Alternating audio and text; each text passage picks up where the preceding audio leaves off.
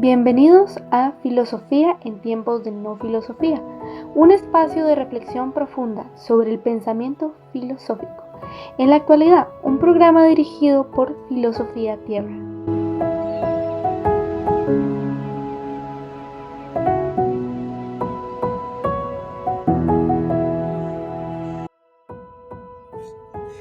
Pero yo os digo, amad a vuestros enemigos, bendecid a los que os maldicen, haced bien a los que os aborrecen y orad por los que os ultrajen y os persigan.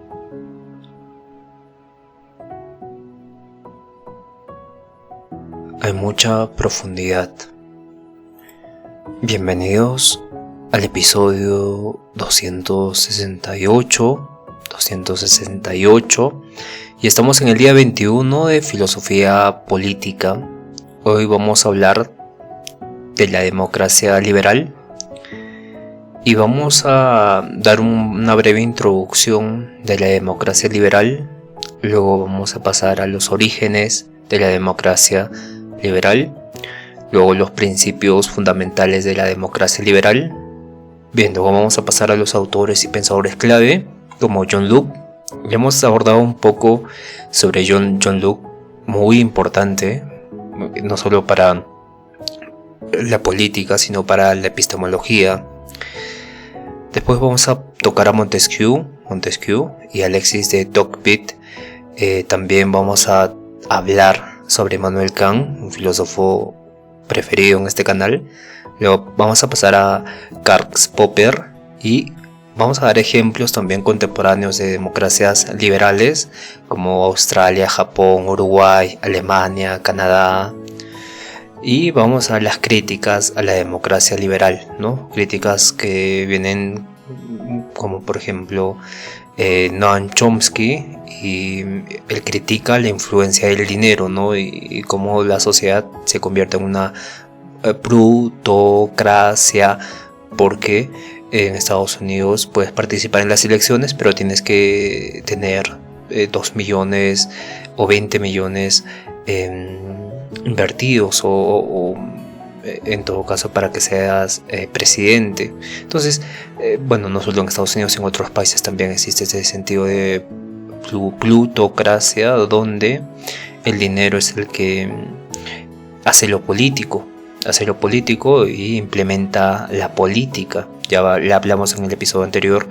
En el último episodio hablamos sobre la diferencia entre lo político y la política, y luego vamos a pasar a la comparación con otras formas de democracia, ¿no? Pero vamos a hacer un repaso general porque vamos a tocar todas estas democracias de todas formas, y al final vamos a dar preguntas para los discursos y el análisis, ¿no? Preguntas como ¿qué es la democracia? ¿Cómo debe ser una democracia? Y demás. Bien, para empezar, ¿qué es la democracia, no? La democracia, y hablamos suficiente. ¿Qué es la democracia? ¿Qué es la democracia liberal? Es la pregunta fundamental que tenemos que hacernos. Y este es un sistema político igual que la democracia, pero que tiene dos fundamentos.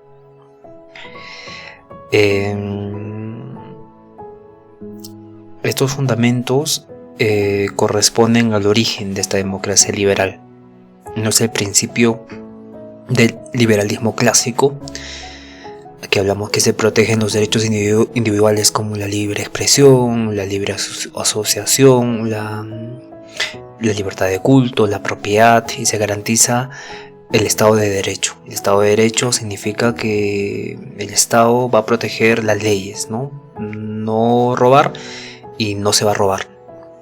El Estado de Derecho, entonces, aquel que roba va a la cárcel. Entonces el Estado de Derecho se encarga de que se cumpla aquella ley. En ese sentido, y el principio también del liberalismo clásico es la separación de los poderes, ¿no? El ejecutivo, legislativo y judicial, y que se pueda asegurar un pluralismo político, ¿no? Porque si es el gobierno de todos, tenemos que asegurar que todos tengan la posibilidad de gobernar, ¿no? Con su visión del mundo.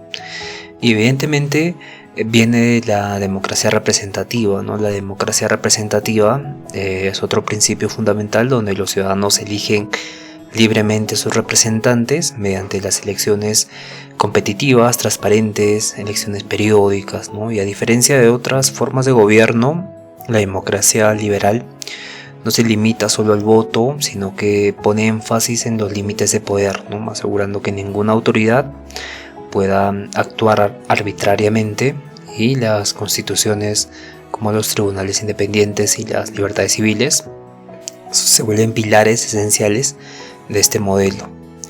El origen de la democracia liberal nace en el siglo XVIII, específicamente en el contexto de las revoluciones atlánticas, ¿no? Hablamos de la Revolución Americana y de la Revolución Francesa. Ambas se dieron en 1770 a 90. 1770-1790 específicamente. La Revolución Americana ocurrió en 1776 y marca una primera república basada en principios democráticos, ¿no? La soberanía popular, respeto a los derechos individuales, limitación del poder mediante la nueva constitución que se habría creado, y con Francia ya en la Revolución de 1789 se promueve la libertad, la igualdad y la fraternidad, ¿no? Esto cuestionando el absolutismo monárquico, y ahí se sientan las bases para la ciudadanía moderna como hoy conocemos, y el Estado secular, el Estado separado de la Iglesia. Y por eso en la Revolución Francesa todos se trataban de ciudadanos. En este sentido, ambas revoluciones fueron influenciadas por el pensamiento ilustrado. Figuras como John Locke, Montesquieu, Rousseau, Voltaire defendían el contrato social y la separación de poderes y la protección de libertades individuales. Entonces, este nuevo modelo político se oponía al antiguo régimen, que era basado en la monarquía absoluta, ¿no? En la monarquía absoluta y el privilegio aristocrático y la subordinación del individuo al poder real. Desde entonces, la democracia liberal se ha expandido a lo largo de todo el mundo y se consolida como uno de los sistemas más influyentes de toda la política moderna. Bien, la democracia liberal se basa en el liberalismo político. Es una corriente de pensamiento que defiende, como ya vimos, la libertad individual, el poder del gobierno limitado, el Estado de Derecho, y tiene raíces en John Locke, Montesquieu, Alex Tocqueville y Immanuel Kant. Immanuel Kant como alguien que vincula la libertad individual con la razón moral, ¿no? Es una visión republicana basada en leyes racionales y el respeto de la dignidad humana como único sistema compatible con la autonomía del sujeto, con la autonomía de un individuo. Vamos a tocar estos autores más adelante, pero ahora vamos a hablar que la democracia liberal es una herencia, es una herencia de la Ilustración. La Ilustración buscaba proteger las libertades individuales frente a los abusos del Estado y la Iglesia. Entonces, la democracia liberal es una heredera directa del pensamiento ilustrado, ¿no? Un movimiento intelectual del siglo XVIII que cambia la visión de cómo vamos a ver la política, el mundo occidental, la moral occidental y la sociedad occidental como se estaba formando. En este pensamiento ilustrado tenemos a Voltaire, Rousseau, John Locke, Immanuel Kant, Montesquieu, que promovían la razón, el progreso, la libertad, la autonomía del individuo en oposición al absolutismo monárquico, ¿no? y a la autoridad indiscutible de la Iglesia.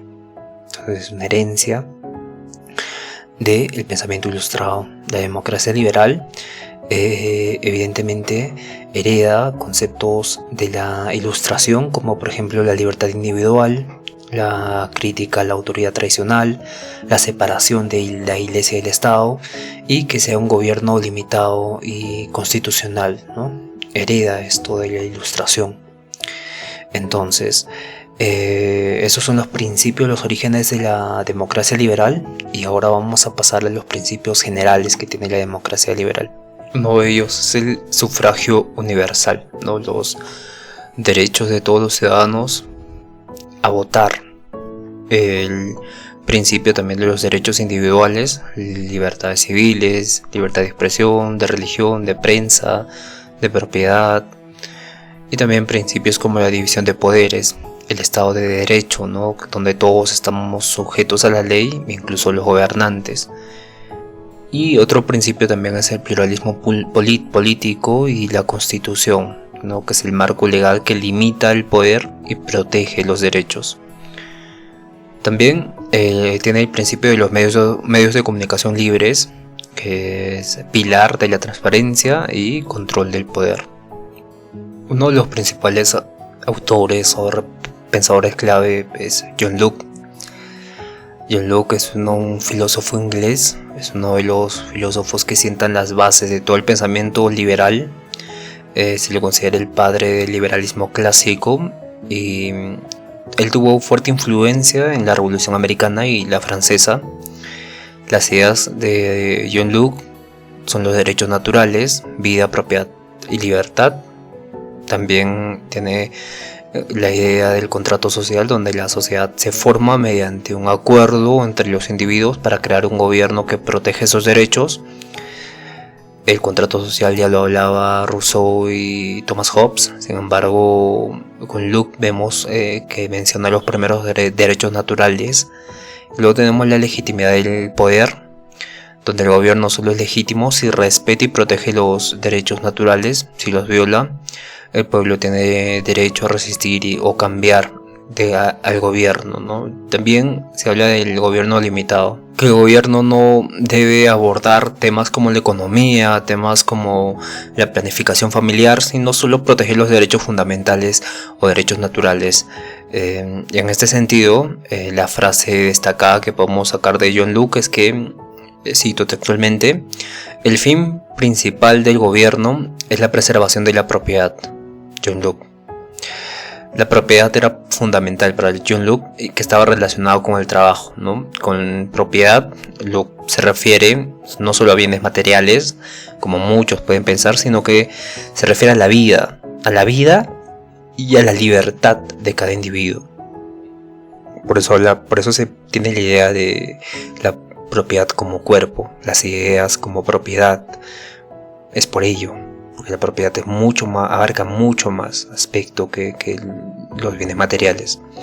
Luego tenemos a Montesquieu. Montesquieu es un teórico que habla de la separación de poderes. Montesquieu fue un filósofo francés, jurista, cuya obra influye decisivamente en el diseño de las instituciones democráticas modernas. En su pensamiento busca limitar el poder político para evitar la opresión.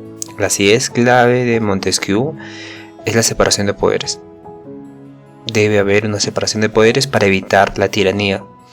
Entonces el poder del Estado se divide en tres funciones independientes, ¿no? El poder legislativo, que hace las leyes; el poder ejecutivo, que aplica las leyes; y el poder judicial, que interpreta y sanciona con base estas leyes, ¿no? Entonces cada una cumple su rol independiente, pero esa independencia hace que funcione de forma justa, de forma equilibrada, y se evita la tiranía.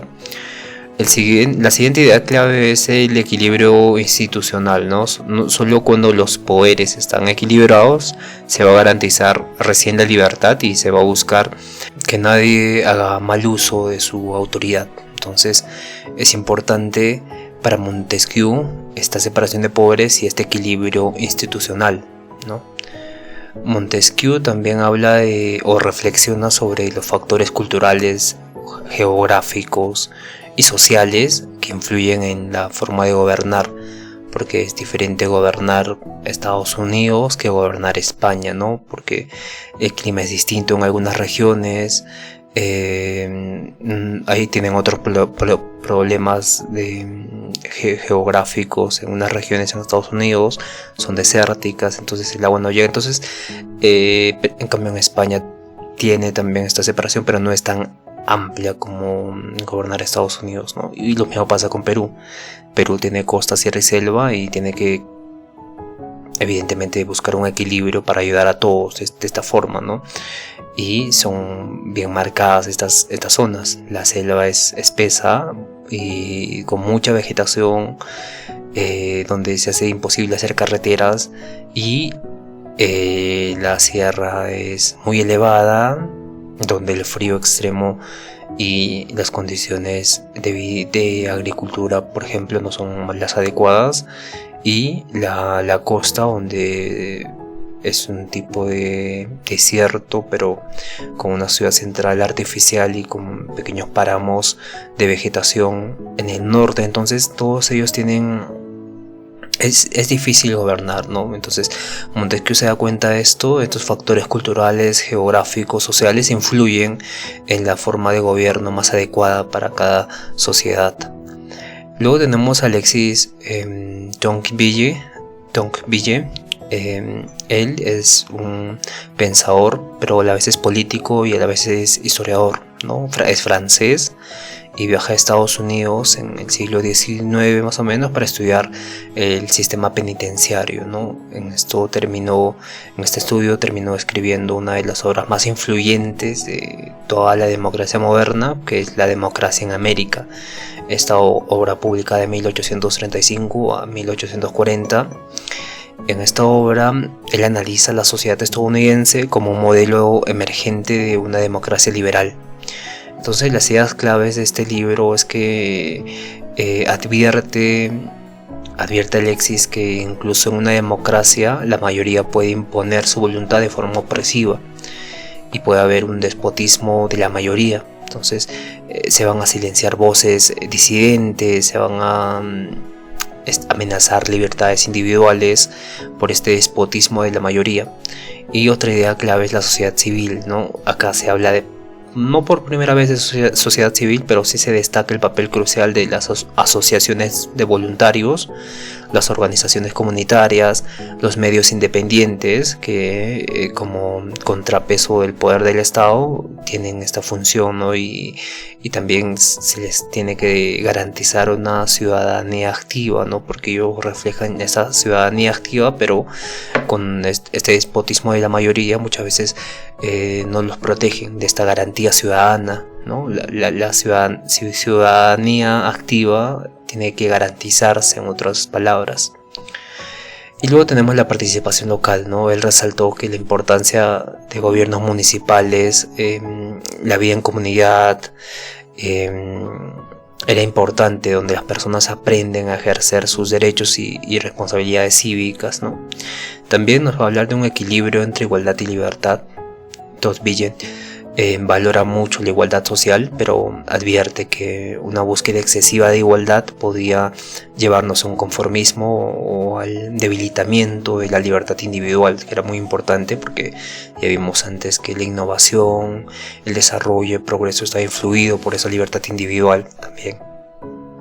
Bien, luego tenemos a Immanuel Kant, el filósofo brillante, genio. Él vivió en 1724 a 1800, no pasó, hubiese sido increíble si hubiese vivido en 1900 o en los 2000, pero Immanuel Kant fue uno de los pensadores más influyentes de toda la Ilustración. Su filosofía, específicamente sobre la moral y la política, sientan las bases para la ética, para la democracia liberal, basada en la dignidad humana y la libertad y la razón. Las ideas clave de Immanuel Kant se reflejan en la autonomía moral, ¿no? Cada individuo es un ser racional, capaz de darse a sí mismo leyes morales, ¿no? Es una autonomía que es la base de la libertad y evidentemente del respeto a la dignidad humana. Otra idea clave de Kant es el uso público de la razón, ¿no? Él defendió el derecho de que todas las personas tienen derecho a pensar y a expresarse libremente. Esta es una condición esencial para cualquier sociedad ilustrada y por eso es importante. Luego tenemos Otra idea muy interesante de Kant es la forma republicana de gobierno, ¿no? En su ensayo hacia la paz perpetua o sobre la paz perpetua en 1795, Kant propone una república con sistemas representativos y constitucionales donde el poder esté sometido a la ley y a la voluntad del pueblo, ¿no? Entonces vemos con Kant como una constitución se va creando y un sistema representativo también. Hablamos de 1795, ¿no? 3 generaciones más antes estaban los reyes. Y evidentemente también tenemos que rescatar la idea de la paz y los derechos universales. Kant sostuvo que la verdadera paz solo es posible entre estados republicanos que respetan los derechos humanos y se rigen por principios racionales y jurídicos. Kant es sumamente importante para todo el desarrollo de la Ilustración, y como vimos, la Ilustración sirve de base para el liberalismo, para la democracia liberal. Una frase que podemos sacar referente a lo moral y lo político en Kant es que menciona lo siguiente, cito textualmente: obra de tal modo que trates a la humanidad, tanto en tu persona como en la de cualquier otro, siempre como un fin y nunca simplemente como un medio. Esto es completamente revolucionario, clave, profundo. Kant nos estaba diciendo que tenemos, mira, cada persona es una humanidad en sí mismo. Y esto es lo que yo digo también en mi libro, ¿no? Sobre filosofía contextual. Las personas en sí mismos son la humanidad. Está constituido la humanidad, ¿no? Cuando nosotros hablamos de persona, en mi caso fue, si bien no recuerdo, todos tenemos el concepto de humanidad como algo general, pero la humanidad se tiene que ver como algo personal, como si estuvieras viendo una persona. La ves y ves toda la humanidad en la persona y la tratas como fin en sí mismo y no como medio para un fin. Esto es clave, esto es sumamente clave para entender el pensamiento de Kant, y no solo para entender el pensamiento de Kant, sino para comprender cómo nos vamos relacionando diferente con el mundo, no simplemente de forma fluida o de forma indiferente, sino de forma más personal, ¿no? Es completamente interesante, seguramente vamos a hablar de esto mucho más adelante, pero Kant es un genio completamente.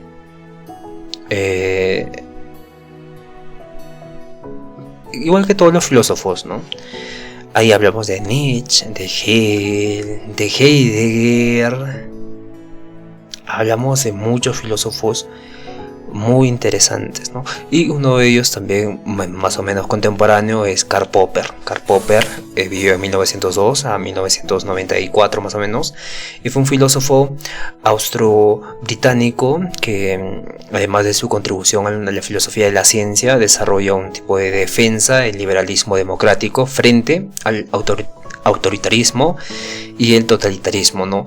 Su obra principal es La sociedad abierta y sus enemigos, de 1945, donde critica profundamente las raíces filosóficas del totalitarismo, que se ve en pensadores como Hegel, Marx, Platón, y hace una defensa de sociedades más abiertas, más democráticas, más pluralistas, ¿no?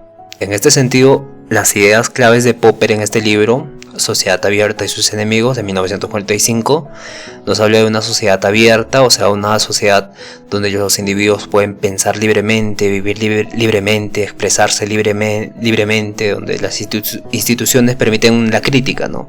Permiten la crítica, el debate, la corrección de errores, y además critica el totalitarismo, ¿no? Porque denuncia que los sistemas que pretenden imponer una verdad única llegan a una utopía, ¿no? Lleva al extremo que conduce a la opresión. Y luego evidentemente tenemos la democracia como sistema de control del poder, que no idealiza la democracia como el gobierno de los sabios o los virtuosos, sino como el mejor método institucional posible para reemplazar gobernantes sin violencia, ¿no? Y también el falsacionismo y la política. El falsacionismo en el referente a la política se llama la falsabilidad. La falsabilidad, que igualmente está en la filosofía de la ciencia, pero cuando se refiere esto a la falsabilidad o el falsacionismo en Karl Popper, referido a la política, nos menciona que las teorías políticas deben poder ser cuestionadas y corregidas. Y si no son cuestionadas y corregidas, básicamente no deben existir, no llegan a su contradicción. Y lo mismo aplica a los gobiernos y a sus decisiones también. No es que no deban existir, sino que, como en la ciencia, cualquier ciencia que no pueda ser cuestionada o corregida se le va a considerar una pseudociencia y no una ciencia en sí misma. Y de hecho no hay ninguna ciencia si no está el cuestionamiento y la corrección. Entonces lo mismo pasa con la política, ¿no?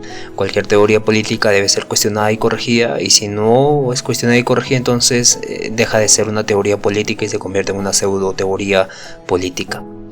La frase que podemos rescatar de Popper es, cito textualmente: la democracia no garantiza que los gobiernos sean buenos, pero sí que pueden ser depuestos sin derramamiento de sangre.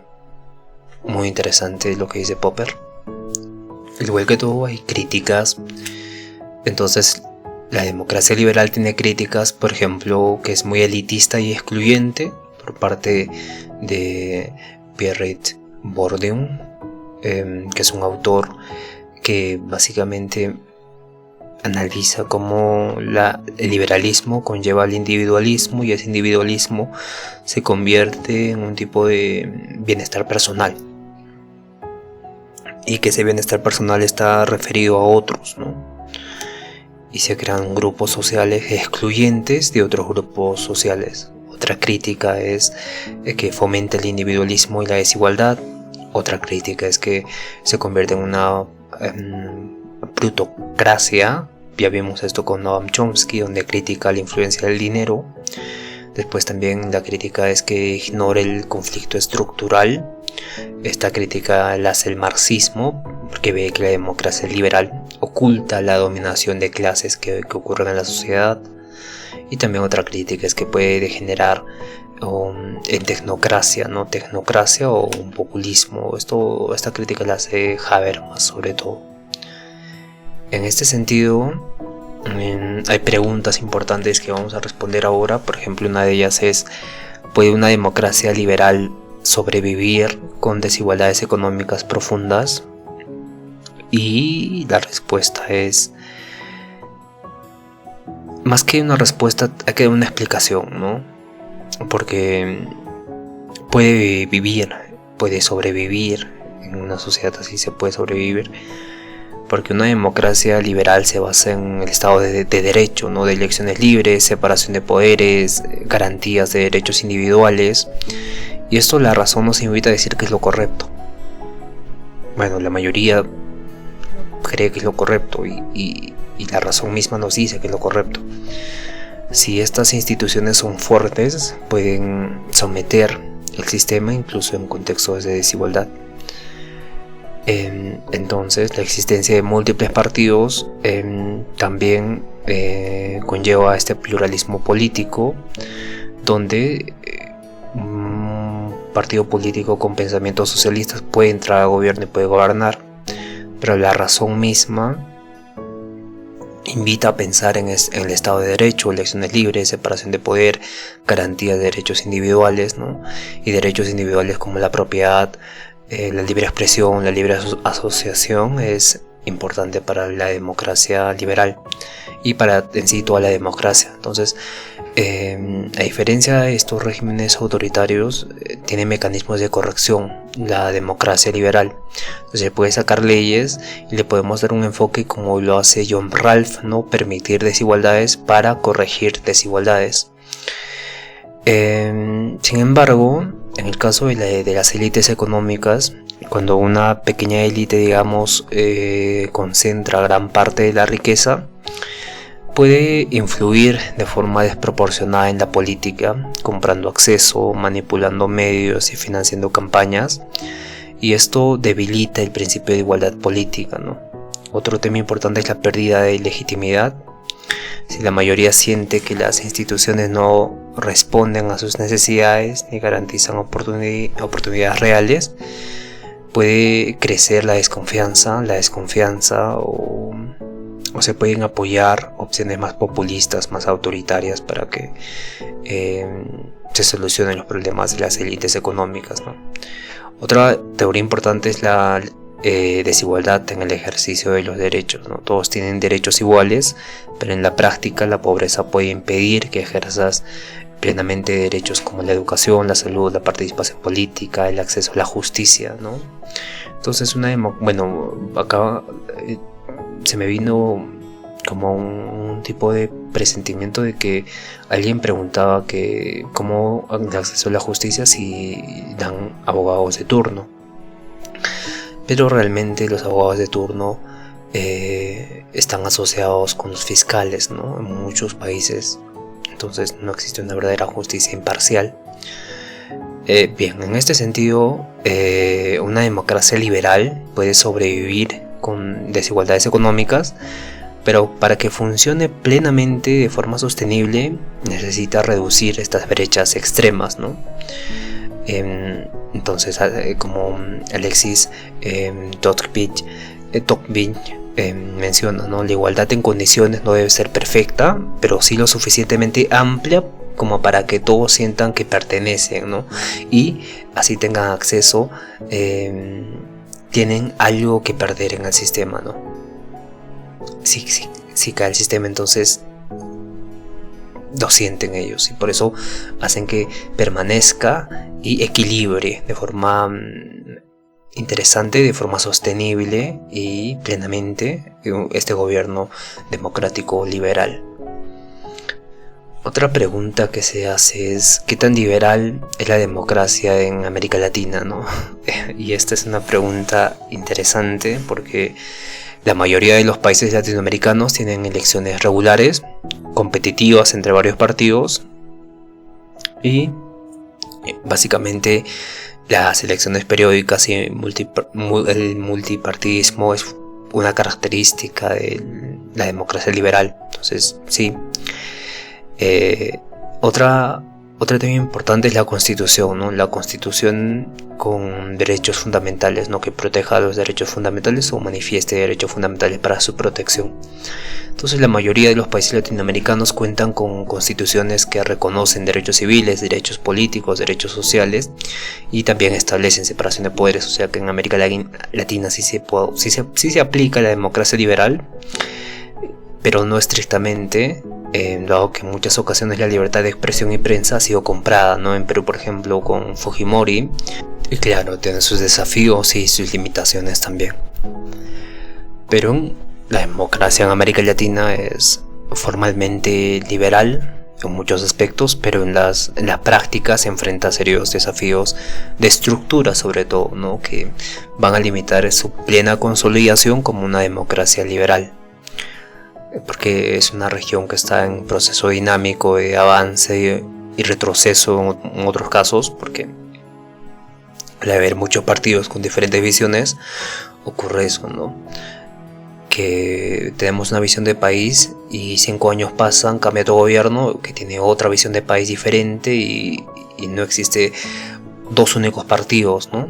Sino que existe dos únicos partidos que están enfocados en el bienestar del país, sino que existen múltiples partidos que básicamente cada uno tiene una visión diferente de cómo debe avanzar el país. Bien, llegamos al final de este episodio. Muchas gracias por escucharnos y nos vemos el día de mañana, que vamos a abordar la democracia representativa. Bien, hasta el día de mañana, cuídense todos, un fuerte abrazo y conózcanse a sí mismos, y para ello tenemos que preguntarnos qué pienso, qué siento y cómo actúo en este momento. Bien, hasta el día de mañana, cuídense todos y muchas gracias.